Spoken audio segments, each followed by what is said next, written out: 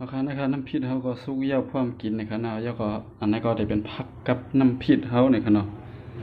อันนั้นฮู้ว่าเป็นห้องอีสังคำต้องซื้อมันยาวเนี่ยครับเนาะแต่ว่ากินเพราะว่ากินแล้วมันได้หอมๆไว้นะคะให้กินน้ำพริกอุบจอมกันเนี่ยครับเนาะอ่า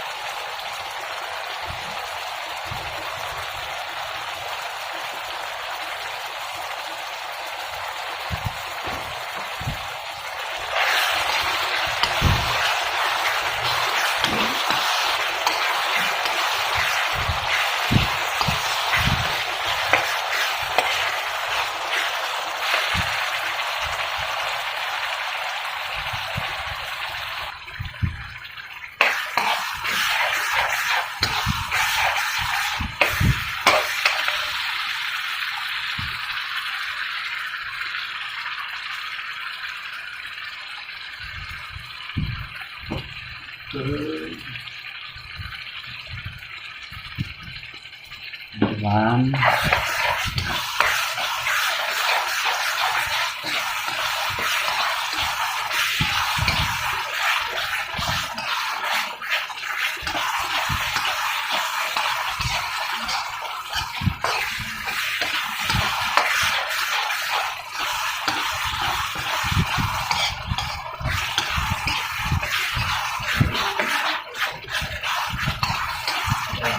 ว่าเราใส่หมักพริกของอีกนึงครับพริกของ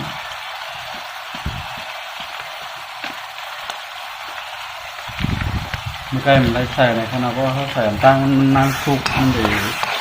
ก็อายหมักพริกมันเดือดแห้งเดือดเข้าคุณหนัง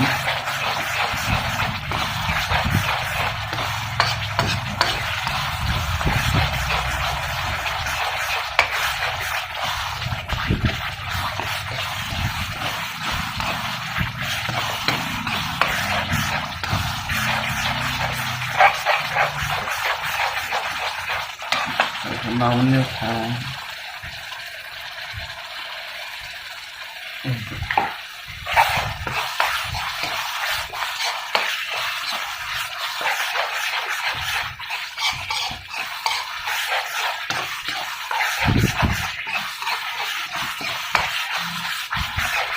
โกงเนี่ยครับโกงยาสุกเนี่ย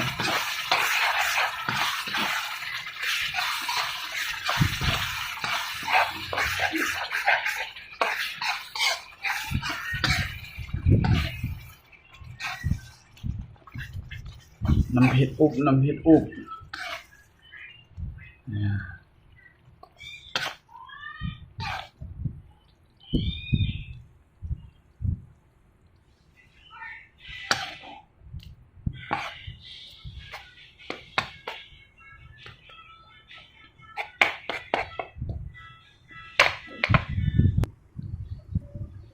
ยาวๆตักใส่หวานเรียบร้อยยาวใส่ปักกี้อีกหนึ่ง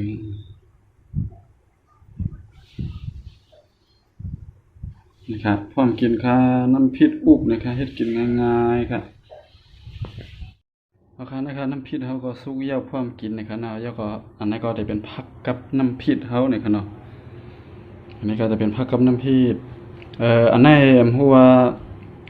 เป็นห้องอีสานคำต้องซื้อมันเยอะนะครับเนาะแต่ว่ากินบ่ว่ากินให้มันได้หอมๆไว้นะครับเนาะขาลืมจื้อมันเปลี่ยนแล้วคำตวงแล้วไผละฮู้จักแล้วก็อย่าลืมอ่าปันดังหันถึงมาไว้นะขอบความมันนะครับเนาะขาลืมซื้อมันเปลี่ยนนะครับเนาะหวานนะครับหอมดีครับผักเมืองโหยเมืองร้อยนะครับเนาะในการน้ำพริกอุบแล้วก็ผักในเด่มฮู้จักจื้อมันแล้วแล้วก็อันนี้ก็ผักคอสสลัดคอสอันนี้ก็ผักกวางตุ้งเนี่ยผักผักกาดไต้หวันนะกวางตุ้งนะครับต้องจื้อมันเนี่ยค่ะนี่มาค่ะกินจังกันค่ะ